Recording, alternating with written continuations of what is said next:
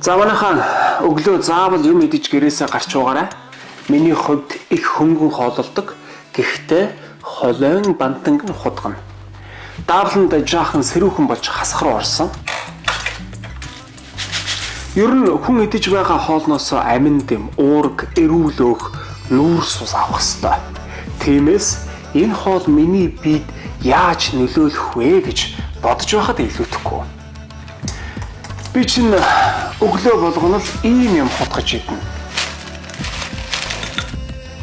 Жимс, үр тариа, сүү бүхий нэг аяга. Яг үүндээ энэ аяган дотор уург, тижэл, амин дэмүүд байгаа шүү, хангалттай их байгаа. Монголчууд бид чинь их л хүнд хоол иддэг дээ.